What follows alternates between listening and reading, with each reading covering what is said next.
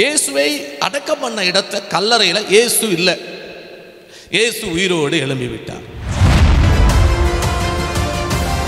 இப்படி அவர்கள் பேசி சம்பாஷித்துக் கொண்டிருக்கையில் இயேசுதாமே சேர்ந்து அவரோடு கூட நடந்து போனார். இயேசுவை குறித்து பேசும்போது அழிவு வராது, மேன்மைகள் வரும். இந்த வாரத்தில் நாம் கேட்கிற வேதவசனம், அவர் தங்கணும்னா நம்ம என்ன செய்யணும், அவர் நம்ம கூட இருக்கணும்னா நம்ம என்ன செய்யணும், அவங்க வீட்டில் தங்க வைக்கிறதுக்கு அவங்க என்னென்ன செய்தாங்க. ஆமென். சகரியா தீர்க்கதரிசன புஸ்தகம் 2வது அதிகாரம் அதில் 10வது வசனத்தையும் 11வது வசனத்தையும் வாசிப்போம். சீயோன் குமாரத்தியே கம்பீரித்து பாடு, இதோ நான் வந்து உன் நடுவில் வாசம் பண்ணுவேன் என்று கர்த்தர் சொல்லுகிறார். அந்நாளிலே அநேக ஜாதிகள் கர்த்தரை சேர்ந்து என் ஜனம் ஆவார்கள். நான் உன் நடுவில் வாசமாயிருப்பேன். அப்பொழுது சேனையின் கர்த்தர் என்னை உன்னிடத்தில் அனுப்பினார் என்று அறிவாய். அல்லேலூயா சொல்லுவோமா? சிலுவையில் அறையப்பட்டு ஆமென் 3 நாள் தாண்டி அவர் உயிரோடு எழும்பினார். இந்த செய்தி, அதாவது அவரை சிலுவையில் அறையப்பட்ட செய்தி, அவரை பிடித்து கொண்டு போன செய்தி, இது எல்லாமே எருசலேம் முழுவதும் மிகப்பெரிய கலக்கத்தை ஏற்படுத்தி விட்டது. எருசலேமிலே இருந்த யாருக்குமே இது தெரியாதது அல்ல. இது ஏதோ ஒரு மூலையில் நடந்த ஒரு காரியம் அல்ல. எல்லா வீட்டாருக்கும் தெரியும், எல்லா ஜனங்களுக்கும் தெரியும். இன்றைக்கு இந்த எருசலேமில் இப்படி ஒரு சம்பவம் நடந்திருக்கு. நசனா இயேசு கிறிஸ்துவை சிலுவையில் அறைந்திருக்கிறார்கள், அவரை அடித்து இழுத்து கொண்டு போனார்கள் அப்படின்னு சொல்லி அவர் அடக்கம் பண்ணப்பட்டிருக்கிறார் என்று சொல்லி எருசலேம் பட்டணத்தில் இருந்த அத்தனை பேருக்குமே தெரியும். சீசர்கள் மட்டுமல்ல, அவரை பின்பற்றி வந்தவர்கள் மட்டுமல்ல, அவரை சிலுவையில் அறைந்தவர்கள் மட்டுமல்ல, அவரை பின்பற்றாதவர்களும் கூட ஆமென் ஸ்தோத்திரம் இந்த செய்தியை அறிந்திருக்கிறார்கள். அந்த சம்பவத்தில் தான் ஒரு 2 பேரை குறித்து வாசிக்க முடியும். இவங்க கிராமத்துக்கு போக்கும் முன்னாடி ஒரு காரியம் நடந்தது. இயேசுவை அடக்கம் பண்ண இடத்த கல்லறையில இயேசு இல்லை, இயேசு உயிரோடு எழும்பி விட்டார். இந்த செய்தி சீசர்கள் மத்தியிலே சொல்லப்படுகிறது. மகதலேனாள் மரியாள் அதை எல்லாருக்கும் சொல்லுகிறார். இந்த எம்மாவுக்கு போற அந்த 2 பேருக்கும் அந்த செய்தி அறிவிக்கப்படுகிறது. இப்போ ஏற்கனவே அவங்க எருசலேமை தங்கி இருக்கிறாங்க. இயேசு சிலுவையில் அறைந்து விட்டார்கள் என்ற துக்கத்தில் இருக்கிறாங்க. துக்கத்தில் இருந்த அவங்களுக்கு இன்னொரு துக்கமான ஒரு செய்தி மாதிரி அவங்களுக்கு தோணுது. இயேசு வைத்த இடத்துல, இயேசுவின் சரீரம் வைக்கப்பட்ட இடத்துல இயேசுவின் சரீரம் இல்லை. பேதுரு போய் அதை பார்த்துட்டு கன்ஃபார்ம் பண்ணுறான். யோவான் போய் அதை பார்த்துட்டு கன்ஃபார்ம் பண்ணுறான். ஆமாம், மகதலேனாள் மரியாள் சொன்னது சரிதான், அங்கே இயேசுவை காணல, இயேசுவை பார்க்கல, இயேசு வைத்த இடத்துல சரீரம் இல்லை. இந்த செய்தி இந்த 2 பேரும் கேட்ட உடனே இனி நம்ம எருசலேமில் இருந்து பிரயோஜனம் இல்லை, இனி நம்ம இன்னும் இயேசுக்காக காத்திருந்து பிரயோஜனம் இல்லை, இனி அவரையே இங்கே எதிர்பார்த்து பிரயோஜனம் இல்லை, நம்ம போயிடுவோம்னு சொல்லிட்டு அவங்க தன் வீட்டுக்கு போவதற்கு அவர்கள் எத்தனைப்பட்டு 2 பேர் நடந்து போகிறாங்க. அவங்க போகும்போது யாரை குறித்து பேசிட்டு போகிறாங்க தெரியுமா? இயேசுவை குறித்து பேசிட்டு போகிறாங்க. எதை குறித்து பேசிக்கொண்டு போகிறாங்க தெரியுமா? இயேசுவை குறித்து சொல்லப்பட்டவைகளை குறித்தும் இயேசுவை குறித்து அறிந்து கொள்ளப்பட்டதை குறித்தும் ஒருவரோடு ஒருவர் பேசிக்கொண்டு போகிறாங்க. முழுக்க முழுக்க இயேசுவை குறித்து மட்டுமே பேசிட்டு போனாங்க. இப்படி அவர்கள் பேசி சம்பாஷித்துக் கொண்டிருக்கையில் இயேசுதாமே சேர்ந்து அவரோடு கூட நடந்து போனார். ஆண்டவராய் இயேசு கிறிஸ்து உங்க வீட்டில் தங்கணும்னா நீங்க இந்த வருஷத்துல ஒரு தீர்மானம் எடுக்கணும். இயேசுவை குறித்து மட்டும்தான் உங்க வீட்டில் பேசணும். 2 பேர் சேர்ந்துட்டா நம்ம எதெல்லாமோ பேசுறோம். ஆனா அவங்க 2 பேர் சேர்ந்தப்போ இயேசுவை குறித்து பேசுனாங்க. இன்னைக்கு நீங்களும் 2 பேர் சேரும்போது, 2 பேர் சந்திக்கும் போது, 2 பேர் பிரயாணம் பண்ணும்போது, 2 பேர் வேலை பார்க்கும்போது, 2 பேர் ஒருவருக்கொருவர் கரங்கோர்த்து நடக்கும்போது இயேசுவை குறித்து பேசிட்டா இயேசு உங்க கூட வருவார், இயேசு உங்க வீட்டிலே தங்குவார். வேத வசனங்களை பேசுவோம், வீட்டுக்குள்ள பேசுவோம், கணவன் மனைவிக்குள்ள பேசுவோம், பிள்ளைகள் பேரண்ட்ஸுக்குள்ள பேசுவோம். எங்க திரும்பினாலும் இயேசுவை குறித்த பேச்சு, எங்க திரும்பினாலும் வசனத்தை குறித்த பேச்சு, எது எடுத்தாலும் ஆமென் ஸ்தோத்திரம், ஆமென் வசனம், வேதம், ஆமென் சத்தியம், இயேசு, இதை மாதிரி தெய்வீகத்துக்கு அடுத்த காரியங்களை பேசினா கர்த்தர் உங்க வீட்டில் தங்க வந்துடுவார். இப்ப மகதலேனாள் மரியாள் ஆமென் அந்த கல்லறையின் குகையின் வாசல்ல நிற்கிறார். அவ அழுது கொண்டே இருக்கிறார். காரணம் என்ன? இயேசுவை பார்க்கல. இயேசுவின் சரீரத்தை பார்க்கல. அல்ல சொல்லுமா, அவன் இயேசுவின் உயிர்த்தெழுந்ததை பார்க்க வரல. அல்ல இயேசு உயிர்த்தெழுந்த இயேசுவை பார்க்க வரல, செத்து போய் அடக்கம் பண்ணப்பட்ட இயேசுவின் சரீரத்தை மட்டும்தான் பார்க்க வந்தான். இப்போ அவளுக்கு அங்கே பிரச்சனை என்னன்னா, சரீரம் இல்லை என்றதான பிரச்சனை தான். அல்ல சொல்லுமா, அப்போதுதான் இயேசு அவ பின்பக்கமா நிற்கிறார். ஆமா, ஸ்திரீயே நீ ஏன் அழுகிற அப்படி கேட்கிறார். திரும்பி பார்த்தா அவளுக்கு இயேசுன்னு தெரியல. இயேசுதான் நிற்கிற. ஏன்னா அவருடைய மன விருப்பம் இல்லாம இயேசு உயிரோடு இல்லை, அவர் செத்து போய் விட்டார். அவருடைய சரீரமாக இயேசுவை நினைச்சதுனால, சரீரத்தை மட்டுமே பார்க்க வந்ததுனால, அவருடைய சிந்தை முழுக்க அது நிறைஞ்சதுனால இயேசுவே பார்த்துட்டாலும் அவளுக்கு இயேசு நம்ப முடியல. அவருடைய கண்கள் திறக்கப்படலை. இப்போ அவள் அழுதுட்டு சொல்ல ஒரு வாக்கியத்தை நீங்க பாருங்க, தோட்டக்காரரேன்னு சொல்ற. இந்த தோட்டக்காரரே இயேசுவின் சரீரத்தை எடுத்துக்கொண்டு போய் மறைச்சு வச்சிருந்தா, ஒளிச்சு வச்சிருந்தா சொல்லுங்க, நான் போய் எடுத்துட்டு வந்துடுறேன். அவருடைய கவலை இயேசுவின் சரீரத்தை காணல. இயேசுவின் சரீரத்தை குறித்து கவலைப்பட்டவளுக்கு இயேசு தன்னை வெளிப்படுத்தினார். அடுத்த வசனம் சொல்லுது, மரியாளேன்னு கூப்பிட. மரியாளேன்ற சத்தம் இயேசு மட்டும்தான் அவளை பார்த்து சொல்லியிருக்கு. உடனே அவர் திரும்பி பார்த்தா போதகரேன்னு சொல்லிட்டார். இப்போ நான் உயிரோடு எழும்பிட்டேன், நான் என் பிதாவிடத்துக்கு போகல, நீ போய் என் சகோதரர்கள் சொல்லு, நான் கலீலியாவுக்கு போகிறேன். இவர் எங்க போக வேண்டிய ஆளு? கலீலியாவுக்கு போக வேண்டிய ஆள். அப்படிதான் சொல்லி அனுப்புறாரு. நான் உங்களுக்கு முன்னே எங்க போகிறேன்? கலீலி. இது உயிரோடு இருக்கும்போது சொல்லியிருக்கிறார். சிலுவை மரணத்துக்கு போக்கு முன்னாடி சீசரோட சொல்லியிருக்கிறார். மனுஷகுமார் பாடுபடுவார், அதே போல 3ஆம் நாள் கழிந்து உயிரோடு எழும்புவார். இந்த செய்தியை உயிரோடு இருக்கும்போது சொல்லியிருக்கிறார். இப்போ மரித்து உயிர் தந்த பின்பும் அதை ஞாபகப்படுத்துகிறார். நான் உங்களுக்கு முன்னே நான் கலீலியாவுக்கு போகிறேன்னு போய் சொல்லு. இப்போ கலீலியாவுக்கு போக வேண்டிய இடையில யாரோட போறாரு? எம்மாவுக்கு போறாரு. அவருடைய பிளான் எம்மாவுக்கு போறது இல்லை, அவருடைய திட்டம் அங்க போறது அல்ல. அவருக்கு திட்டம் கலீலியாவுக்கு போகிறது. அந்த திட்டத்தில் ஒரு மாற்றத்தை ஏற்படுத்தினது இவங்க 2 பேருடைய இயேசுவை குறித்தோட பேச்சு. 2 பேரும் இங்க என்ன குறித்து பேசுறாங்களே, என்னுடைய பாடுகளை குறித்து பேசுறாங்களே, ஆமா என்னை குறித்து அவங்க அறிந்து கொள்ள விரும்புகிறாங்களே சொன்ன உடனே அங்க போறத விட்டுட்டு இங்க வந்துச்சு. ஏசப்பாக்கு எவ்வளோ பிஸியாக இருந்தாலும் நீங்கள் பேசிக்கிட்டு நான் வந்துடுவார். இன்றைக்கி இயேசுவை பற்றி பேசுவோம் நம்ம வீட்டில். எங்க இயேசுவை பற்றி இப்படி சொல்லி பாருங்க, பாருங்க இந்த வசனம் இப்படி சொல்லி பாருங்க. எத்தனை பேர் இங்கே இருக்கிற மனைவிமார்களை பார்த்து நான் கேட்குறேன், எத்தனை பேர் உங்கள் கணவர்கிட்ட எங்கள் வசனம் இப்படி சொல்லி பாருங்க, இதனுடைய அர்த்தம் உங்களுக்கு தெரியுமா? எனக்கு ஆவியானவர் இப்படி தான் புரிய வச்சிருக்காரு. எத்தனை வேதத்தை அப்படி நீங்கள் 2 பேரும் மாறி மாறி பேசிருக்கீங்க. இங்கே இருக்கிற கணவர்கள்ட்ட நான் கேட்குறேன், எத்தனை பேர் உங்கள் மனைவிட்ட பாரு இந்த வசனம் என்னை தொட்டுருச்சு, இந்த வசனத்து அர்த்தம் என்ன, இந்த வசனம் இப்படி எழுதியிருக்க, உனக்கு ஏதாவது தெரியுமா? எத்தனை பேர் சொல்லியிருக்கோம். அது மாதிரி பிள்ளைகள், அப்பா அம்மா இந்த வசனம் இப்படி இருக்க, இந்த மாதிரி இந்த வசனத்தை எனக்கு ஆண்டவர் கொடுத்தார் காலையில், இது என்ன அர்த்தம் என்ன, இது ஏன் இப்படி எழுதப்பட்டிருக்கு கேட்குறது உண்டா? உங்கள் ஃபேமிலி ப்ரேயரில் வேதத்தை ஆராய்ந்து பாருங்க. வீடுகளில் இயேசுவை குறித்து பேசுங்க, அவர் செய்த நன்மைகளை குறித்து பேசுங்க. இதை மட்டும் நம்ம செஞ்சுட்டா நம்ம வீடு பரலோகம் மாதிரி இருக்கும். நம்ம வீடு அவ்வளோ ஏதேன் தோட்டத்தை போல இருக்கும், அது கர்த்தரின் தோட்டத்தை போல இருக்கும். இன்னைக்கு இயேசுவை குறித்து பேச விடாம இன்னைக்கு நம்ம வேற ஏதாவது பேசிட்டோம்னா அங்க இயேசு இருக்க மாட்டார். மத்தேயு சுவிசேஷம் 12ஆம் அதிகாரம் 36ஆவது வசனத்தில் ஆண்டவர் இயேசு சொன்னார், சீசர்களை பார்த்தும் தன்னை கூடி வந்த ஜனங்களை பார்த்து சொன்னார், மனுஷர் பேசும் வீணான வார்த்தைகள் யாவையும் குறித்து நியாயத்தீர்ப்பு நாளை கணக்கு ஒப்புவிக்க வேண்டும் என்று உங்களுக்கு சொல்லுகிறேன். நீங்க நல்லா இருக்கீங்களா பிரதர், நீங்க நல்லா இருக்கீங்க சிஸ்டர் கேட்டா, கர்த்தருடைய கிருபையினா நல்லா இருக்கிறேன். அந்த கர்த்தருடைய கிருபையினால் சொல்றேன், அங்க இயேசு வர்றார். அந்த இடத்துல நீங்க இயேசு கிட்ட பேசுறீங்க, இந்த வேலை செஞ்சு முடிச்சிட்டீங்களா மேடம் அப்படி கேட்டா, தேவ கிருபையினால கர்த்தருடைய இரக்கத்தினால செஞ்சு முடிச்சுட்டேன் சார் அப்படின்னு சொல்றேன். பாத்தீங்களா, அந்த செஞ்சு முடிச்சதுக்கு முன்னாடி அங்க தேவ இரக்கம் கிருபை வச்சுக்கலாம், அது இயேசுவை குறித்து பேசுறது சமம். அல்ல சொல்லுவோமா, உடல்நல பாதிப்பு மாறிடுச்சா, சுகமாயிட்டீங்களா, கர்த்தருடைய கிருபையினால சுகமாயிட்டேன் சிஸ்டர்.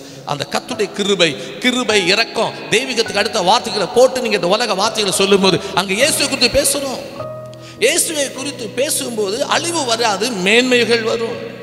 இயேசுவை குறித்து நம்ம பேசும்போது அழிவு வராது, நிறைவு வரும்.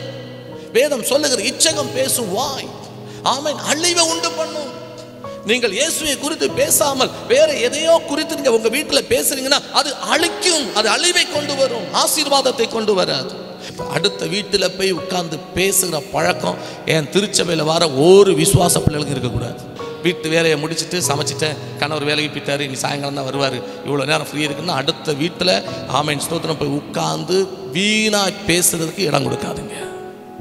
ஹல்லேலூயா சொல்லுமா, அடுத்த வீட்டுக்கு நம்ம போகக்கூடாது. நம்ம போனால் ஒரு ஃபங்க்ஷனுக்கு தான் போகணும், ஒரு தேவைக்கு போகணும். மற்ற சும்மா போய் நேரம் பொழுதடிக்க போயிட்டீங்கன்னா அது தெய்வ பிள்ளைகளுக்கு அடையாளம் இல்லை. வீண் பேச்சு கொடுக்க நம்ம வீட்டுக்கு ஒரு சில தேடி வருவாங்க. ஆமென், ஸ்தோத்திரம். அவங்களை உட்கார வச்சு இயேசு குறித்து பேசி விடுங்க. ஆவானது சிறிய அவயமாயிருந்தும் பெருமையானவைகளை பேசும். தாவீது சொல்றேன், என் உதடுகளுக்கு காவல் வையும், என் நாவுக்கு காவல் வையும். ஏசப்பா ஆமென், ஸ்தோத்திரம். விரும்புறத பேசாம விரும்பாத பேசிட்டு இருக்கேன், எனக்கு காவல் வையும். நான் இயேசுவை மட்டும்தான் பேசணும். இந்த எம்மாவூர் சீசர்கள் பாருங்க, அவங்க எருசலேமிலே நடந்ததான ஆமென் அந்த காரியங்களை குறித்து பேசிட்டு போறாங்க. இப்போ இயேசு அவங்களோட சேர்ந்து என்ன செய்யறாரு, போறாரு. அப்போ அவங்க எப்படி பேசி போறாங்க பாருங்க, சின்சியர் எப்படி இருக்குன்னு பாருங்க. துக்கம் வந்துருச்சு அவருக்கு.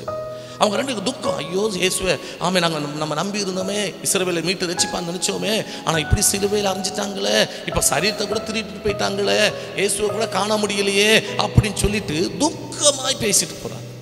பாண்டவர் கேட்கிறார், நீங்க துக்கமா பேசிட்டு போறீங்களே, நீங்க பேசுற காரியம் என்ன? இப்போ அதுக்கு அவங்க ஒரு வார்த்தை சொல்லுவாங்க பாருங்க, இந்த நாளில் எருசலேமிலே நடந்தவைகளை அறியாதபடிக்கு நீர் என்ன அந்நியரா? ஒரு கோபம் வந்துருச்சு. அல்லே சொல்லுமா, புரியுதா உங்களுக்கு நான் சொல்றது? என்னடா ஊர் உலகத்துக்கு எல்லாத்துக்குமே தெரியும் எருசலேமில் என்ன நடந்துச்சுன்னு. நாங்க யாரை குறித்து பேசிட்டு போறோம்? எருசலேமில் நடந்தவங்களை குறித்து தான் பேசிட்டு போறோம்.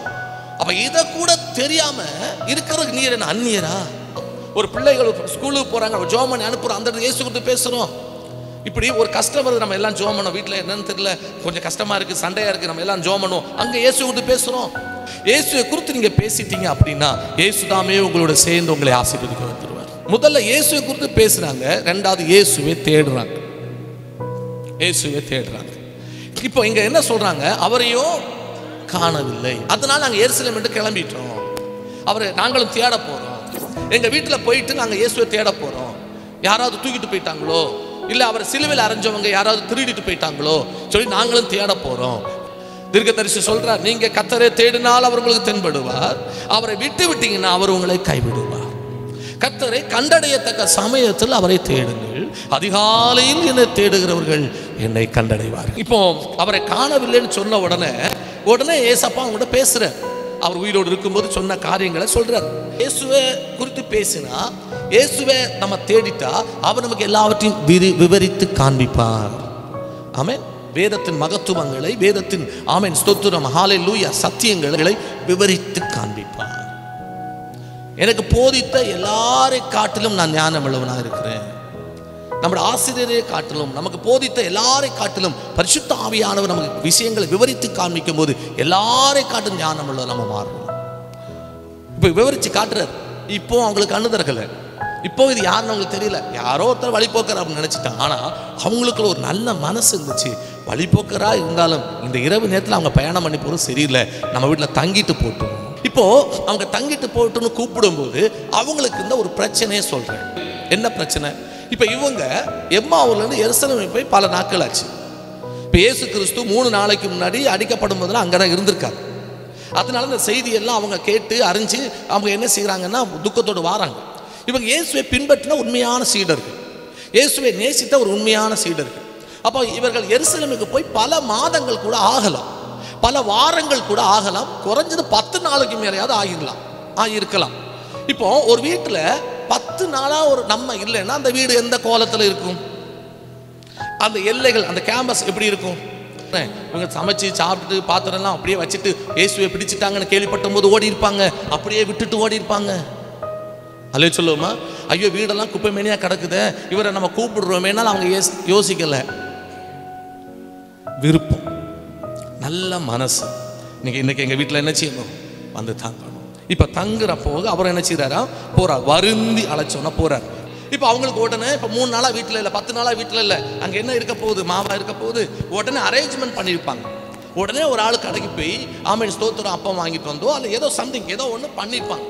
சாப்பிட்டு சமைச்சு எல்லாம் வச்சுட்டு இப்போ வீடெல்லாம் க்ளீன் பண்ணிட்டு இப்போ அவங்க என்ன பண்ணுறாங்கன்னா சாப்பிட உட்காந்துருக்காங்க.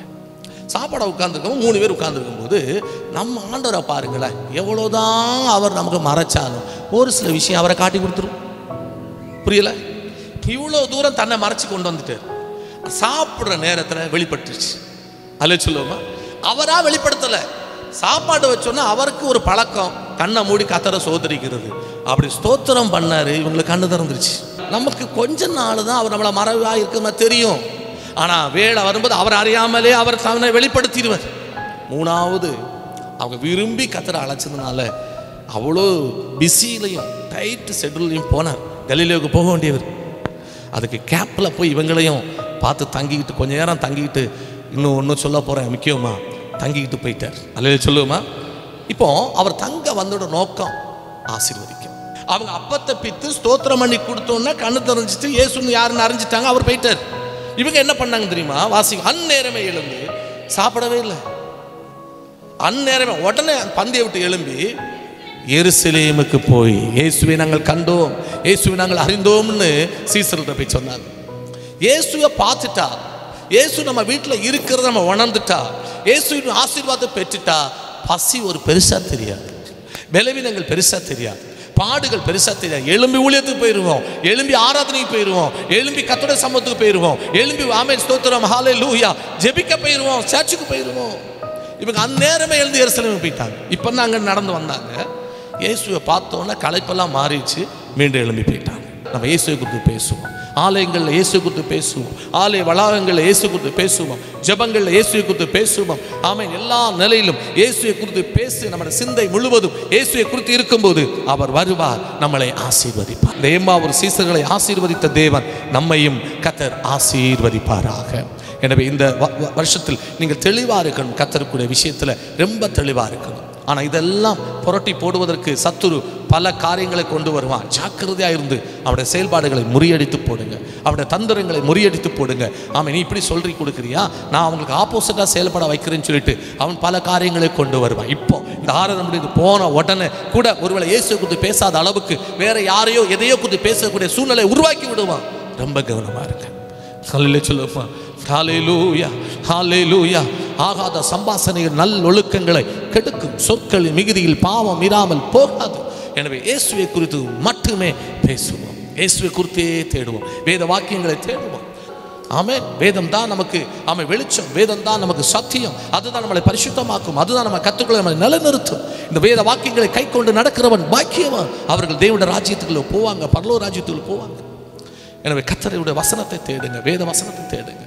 தயவு செய்து அப்பா அம்மாவுக்கு சொல்றேன், உங்க பிள்ளைகள் ஆமென் ஸ்தோத்திரம் ஹல்லேலூயா யாரா இருந்தாலும் சரி, ஒருவேளை திருமணமான பிள்ளைகளா இருந்தாலும் சரி, பேரம்பேத்தி பிள்ளைகளா இருந்தாலும் சரி, நீங்க தீனவும் அந்த பிள்ளைகிட்ட கேட்கணும், பைபிள் படிச்சியா, பைபிள் படிச்சியான்னு கேளுங்க. அப்பா கேளுங்க, அம்மா கேளுங்க, பைபிள் படிச்சியா, படிக்கலப்பா படிக்கலாமா, படிச்சுட்டு போனால் போதும், படிச்சு நீ டியூஷன் போனால் போதும், படிச்சுட்டு நீ ஸ்கூலுக்கு போனால் போதும். ஆமென். ஸ்கூலுக்கு போயிட்டு வந்து தூங்குறதுக்கு முன்னாடி கேளுங்க, பைபிள் படிச்சுட்டு தூங்குப்பா, பைபிள் படி, எனக்கு முன்னாடி வந்து படி, சத்தமாக படி. தயவு செய்து சொல்கிறேன், இந்த வருஷம் உங்கள் வீடுகளை சத்தம் போட்டு பைபிள் படிக்கணும்.